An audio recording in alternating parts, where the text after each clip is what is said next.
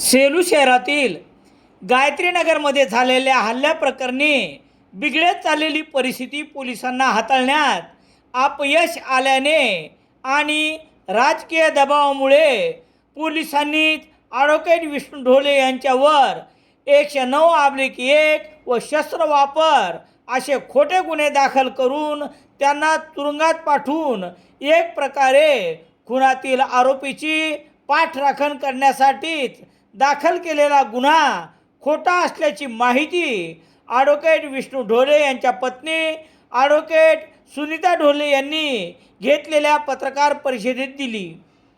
सेलू शहरातील शासकीय विश्रामगृह येथे शनिवार 25 एप्रिल रोजी दुपारी 11 वाजता ही पत्रकार परिषद घेण्यात आली।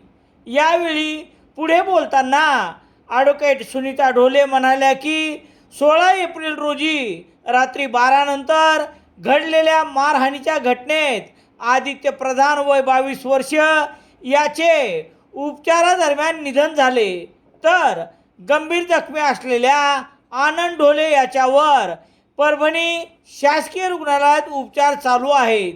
घटनेच्या दिवशी नमूद आरोपितांनी आदित्य प्रधान व आनंद ढोले यांच्यावर चाकूने हल्ला केला तेव्हा पोलीस घटनास्थळीच होते आणि आरोपी पोलिसांच्या शेजारी। सदर घटनेत दोन्ही आरोपींना रुग्णालयात पोलिसांऐवजी भांबावलेल्या घरच्या नातलगांनी रिक्षाद्वारे नेले। हा प्रसंग जखमीचे नातेवाईक ओरडून पोलिसांना सांगत होते। त्याचा मनस्ताप, जखमीचा मृत्यू आणि दुसरा रुग्ण मृत्यूशी झुंज देत असताना गायत्रीनगरमध्ये जनक्षोभ उसळला। काही अनुचित घटनाही घडल्या। याची चौकशी न करता आणि मुख्य आरोपीच्या अटकेची मागणी करणाऱ्या गंभीर जखमी तरुणाचे भाऊ ॲडव्होकेट विष्णू ढोले या जबाबदार धरून पोलिसाच्या अपयशाचे खापर आणि राजकीय दबाव पोलिसावर येत असल्याने गायत्रीनगरची उद्भवलेली परिस्थिती शांत करण्यासाठी पोलिसांनी परभणी येथील रुग्णालयात जाणाऱ्या ॲडव्होकेट विष्णू ढोले यास ताब्यात घेऊन अफलातून शक्कल लढवत त्याच्यावर 109/1 व शस्त्र वापर असे खोटे गंभीर गुन्हे दाखल करून तुरुंगात घातले। मुळात हा प्रकारच राजकीय दबाव आणि पोलिसांना घटना हाताळण्यात आलेले अपयश हे आहे, असे म्हणत पोलिसांनी खून प्रकरणात आरोपी असलेल्या 2 महिलांसह इतर 5 जणांवर गुन्हा दाखल केला।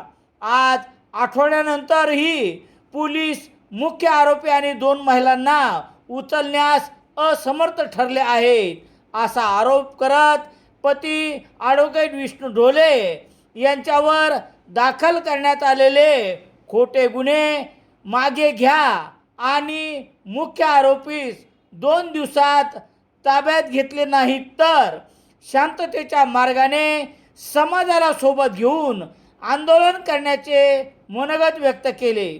पत्रकारांनी ॲडव्होकेट ढोले यांनी पोलिसाचे वाहन अडवून खुनातील आरोपीवर तलवार उगारली असा प्रश्न केल्यावर ॲडव्होकेट सुनीता ढोले यांनी मुळात ही घटना दिवसा 12 नंतर उपजिल्हा रुग्णालय या गजबजलेल्या परिसरात झाली, तीच खोटी असल्याचे स्पष्ट करत याचे कोणतेच सक्षम पुरावे पोलिसाकडे नाहीत असे म्हटले।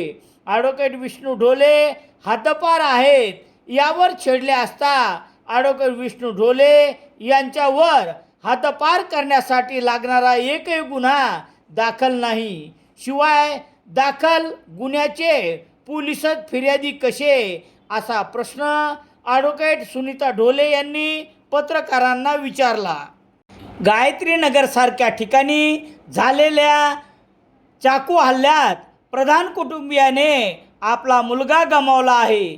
त्याचे साधे सांत्वन करण्यासाठी एकही राजकीय अथवा सामाजिक क्षेत्रातील कोणीही फिरकले नाही, अशी खंतही ॲडव्होकेट सुनीता ढोले यांनी व्यक्त केली आहे। त्यांची प्रतिक्रिया याप्रमाणे। या 2 दिवसात माझ्या पतीवर जो खोटा आरोप केलेला आहे पोलिसांनी तो मागे घ्यावा आणि मुख्य आरोपी आदित्य खून प्रकरणातील जो मुख्य आरोपी आहे त्याला अटक करावी, अन्यथा समाजाच्या वतीने लोकशाही मार्गाने आम्ही आंदोलन करू.